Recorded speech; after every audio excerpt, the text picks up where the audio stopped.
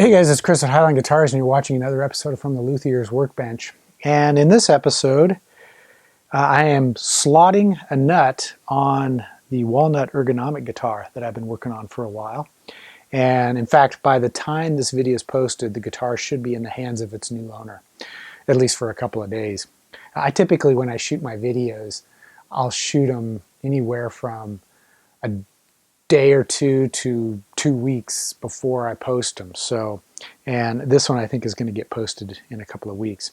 At any rate, as I do this sort of work, I tend to, my mind wanders a little bit and I start to think about a lot of things related to guitar design and construction and actually the whole industry of guitars itself. And recently I had the opportunity to watch a video of one of those child phenoms. He was like an 8-year-old kid, 8 or 9 years old, playing guitar. And I can't post that video in this one because of copyright issues, but if you go to my Highline Guitars Facebook page and scroll down, at some point you'll find that video. And you know, we see these videos all the time of these really young kids, these phenoms playing guitar, and typically my reaction is always, wow, that kid's pretty good. You know, let's see where he winds up in a couple of years. And it's usually because even though they're a phenomenal guitar player, there's always like a timing issue with some of these kids. And it's like they need to continue practicing and developing and growing and maturing before they can really become a player who has really superb technical skill. Well, this little kid that I saw recently had amazing technical skill, and it got me to thinking about the health of the guitar industry.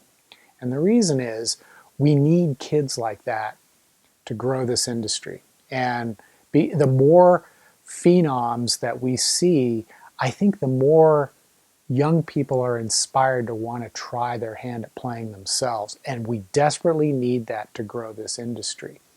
Because several years ago, there was an article published in the Washington Post about the death of the 6-string electric guitar. And I posted a video about that back shortly after that article was published. Now I'll put a link up here so you can go back and watch it if you're interested. But my initial thoughts when I read that article was, you know, with the baby boom generation aging, the rate in which guitars are selling is declining. And, you know, it was the baby boomers who really drove the sale of guitars from roughly the late 1950s all the way up to the early 1990s. And then once they started moving past that era, as they were getting older and taking on mortgages, car payments, raising kids, putting the kids through college, planning for retirement, all those sort of financial pressures kind of took away from buying electric guitars. When they were younger, in their teenage years, they didn't really have as many financial responsibilities as they did when they got older. But the problem is kids today don't have the spare cash necessary to buy the electric guitars that they would normally buy. If you look at what kids are spending their money on today, it's cell phones, computers, gaming systems, clothing, you know, whatever entertainment, school activities, and in many cases, we are crushing our youth with college debt. You know, it used to be parents saved for their kids' college education, and then somewhere along the line, parents decided, I'm not going to do that. And now their kids are saddled with so much debt that we're killing the opportunity for them to spend money on recreational items such as an electric guitar. And it's unfortunate. But there's also another reason, and I thought that I would kind of bring this up and see what you guys think, and then I'll put it out there, and then you guys can comment down below, and maybe we can, you know, develop a new perspective on not only why electric guitars aren't selling as well as they once did, but maybe some ideas about ways that we can fix that.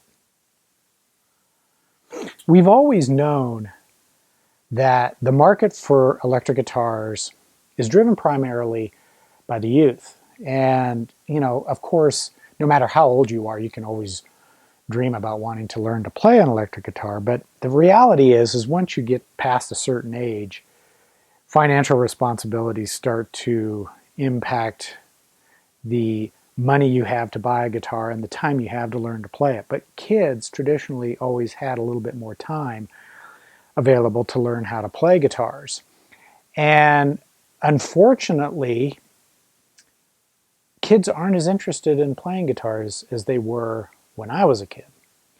And if you listen to the music they play today and what kids are listening to, very little of it is actually performed with electric guitars or even any kind of traditional instrument, bass guitar, keyboards, drums.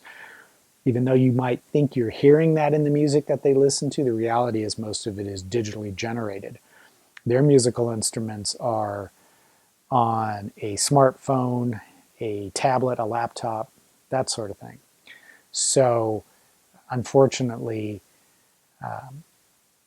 we're kind of in a period where the kids just aren't playing the music on traditional musical instruments. In fact, I'd be willing to bet, this will be controversial, but I'd be willing to bet you could take an electric guitar into any middle school classroom in America or, you know, pretty much anywhere in the world, and you could hold it up and say, "Can anyone tell me what this is?" And of course, all the kids are going to say, "Yeah, it's an electric guitar." But then if you ask them, "Do you know anyone who plays this?" They'll say, "Yeah, my grandpa," or maybe their dad. But the kids just aren't playing them. And I think there's a number of reasons for that. The main reason, I think, of course, is that the music that they listen to today, hip-hop, rap, that sort of thing, and all the subgenres of that overarching class of music, it doesn't have, there's no electric guitars in it. And so the question is, how do we get kids interested in wanting to play musical instruments like that again? And unfortunately, there's no easy answer for it, because what the kids are listening to is really driven by their own peer groups. And if their peer groups aren't playing musical instruments, then it's going to be kind of hard to expect them to look at the guitar as something desirable the way we did when we were younger.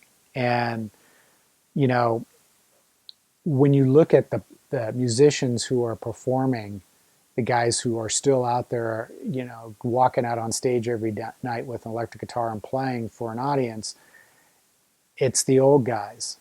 It's the bands that I listened to in the 70s and 80s and 90s. Those guys are still performing. They're still going out on tour. So when young kids see that, they see it as geriatrics out on stage playing, and they don't see it as something that they want to aspire to or mimic in an effort to be cool and to attract the opposite sex or anything like that. So the guitar has sort of lost that kind of appeal, and we need to find a way to get that back. And I think part of the way to do that is to make guitars as affordable as possible, because kids nowadays have far greater financial pressures than I certainly ever did. The only thing I ever worried about buying was, you know, a new jean jacket and a pair of tennis shoes. But today's kids, it's cars, clothing, cell phones, and all the sports that they're involved in, or extracurricular activities, and in some cases even school activities. It's so expensive now to be a kid that something like an electric guitar falls, you know, way back on the back burner. And a kid will look at an electric guitar and think, wow, that's just, you know, even if it's just a $200 guitar, they're going to say, well, I don't have $200, and I'm not going to save up to buy something that I'm going to have to spend more money on learning how to play. So that's the nut we got to crack.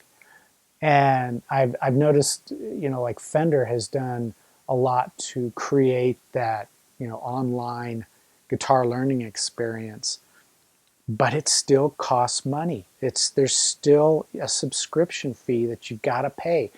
And I think to get the young kids interested and have them, or encourage them to want to learn to play, we've got to have a free solution available to them to help them learn to play, and a way to get guitars at a lower cost so that they can learn and get started, and maybe start to incorporate what they learn into music that makes it more desirable, so that as they mature and get older, they can start to buy the better quality instruments like the ones I make, and probably some of the ones that you make. And I think that if we can find a way to do this, or at least maybe that the bigger companies out there can find a way to do this, it will just ensure the future of guitar, kids playing guitar. And another thing that I think is critical, and I've said this before and I'm going to say it again, we need to encourage kids to compose, to write and compose music, not just shred on a neck.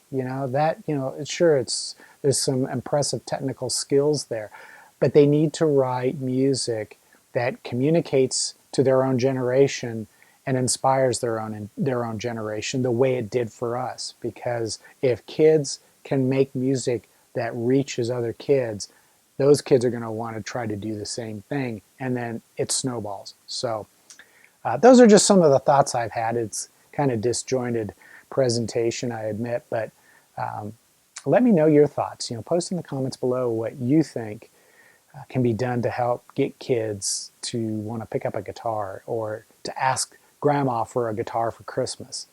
And maybe we can boost the sales of these instruments that we make. I have no problem selling my guitars, but they're selling typically to guys who are at least 35 and up. It's the older.